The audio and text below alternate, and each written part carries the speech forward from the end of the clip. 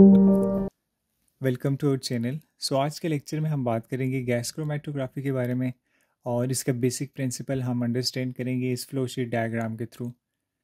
सबसे पहले एक क्वेश्चन मैं यहाँ पे आपसे पूछता हूँ कि अगर आपके पास एक मिक्सचर पड़ा हुआ है, लेट्स सपोज ये एक मिक्सचर है और इसमें डिफरेंट केमिकल्स हैं और आपको ये टास्क दिया जाता है कि आपने जो इस मिक्सचर के अंदर जितने भी केमिकल्स हैं उनको आपने आइडेंटिफाई करना है कि उसमें कौन कौन से केमिकल्स प्रेजेंट हैं और फिर आपने ये भी बताना है कि कितनी क्वांटिटी है उस केमिकल की इस मिक्सचर के अंदर। तो जो सबसे बेस्ट मेथड है जो कि यूज़ होता है, और ये भी कंडीशन बताई जाती है कि जो मिक्सचर है ये वोलाटाइल है, तो आपने इसको सेपरेट करना है। केमिकल्स कौन कौन से वो बताने हैं, फिर सेकेंडली बताना है कि कितने अमाउंट है उस केमिकल की, और ये भी है कि ये मिक्सचर आपके पास वोलाटाइल है।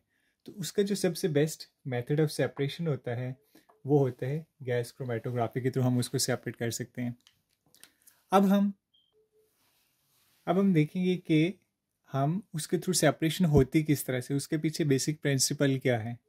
तो सबसे पहले जब आप गैस क्रोमेटोग्राफी, किसी भी क्रोमेटोग्राफी की बात करते हैं तो दो चीज़ें आपके पास आती हैं। एक आपके पास मोबाइल फेज़ होते हैं, एक स्टेशनरी फेज़ होती है। जो गैस क्रोमेटोग्राफी होती है इसमें जैसे नेम इंडिकेट करे गैस, तो गैस जो है बेसिकली वो आपके पास एक्ट करती है एज अ मोबाइल फेज़। और आपके पास एक कॉइल होती है जो कि जिसके अंदर सिलिका एम्बेडेड होता है, वो जिसको हम कहते हैं कॉलम, ये एक्ट करते हैं as a stationery phase.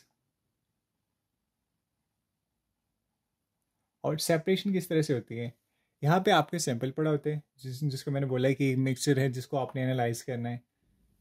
Flow control होता है, कितना फ्लो चाहिए होता है, वो सारी की सारी चीज़ें आप सेट करते हैं। उसके बाद गैस जैसे ऑन होती है, सैंपल के थ्रू यहाँ पे सेपरेशन होना स्टार्ट होती है।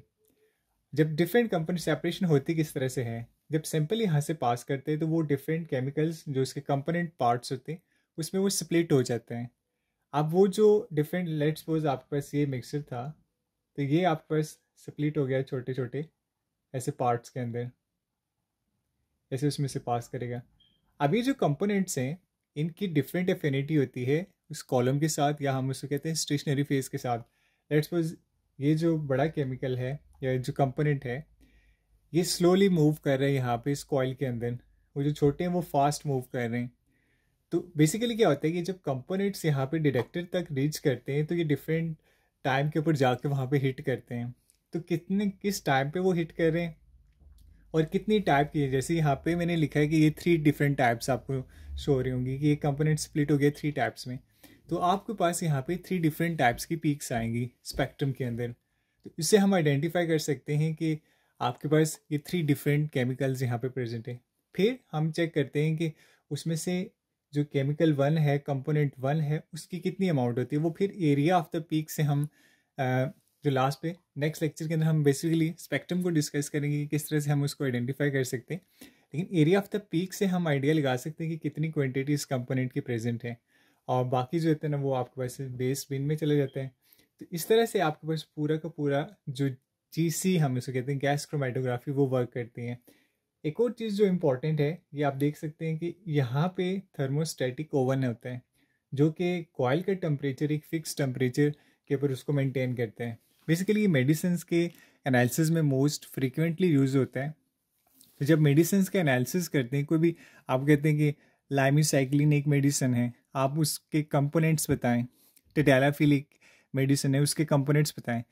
तो बेसिकली वो ये होता है कि यहाँ पे जब उसको सैंपल प्रिपेयर करते हैं तो ये हेल्पफुल किस तरह से होता है, वो ये भी बताते हैं कि उस मेडिसिन के अंदर कोई इम्प्योरिटी तो नहीं है, कोई एक्स्ट्रा पीक आ रही हो यहाँ पे स्पेक्ट्रम के अंदर, तो उससे हम आइडेंटिफाई कर सकते हैं इसमें एक एक्स्ट्रा पीक है, कोई इम्प्योरिटी इसके अंदर प्रेजेंट है।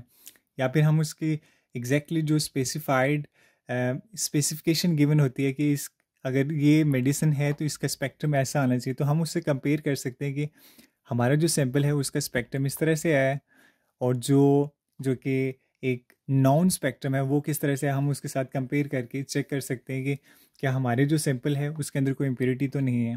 तो इस तरह से गैस क्रोमेटोग्राफी केमिकल एनालिसिस के लिए, जो फार्मास्यूटिकल एनालिसिस के लिए मोस्ट इम्पॉर्टेंट एनालिटिकल टूल है। इसके जो 2 एडवांटेज मैंने बताए, जो सबसे इम्पोर्टेंट है।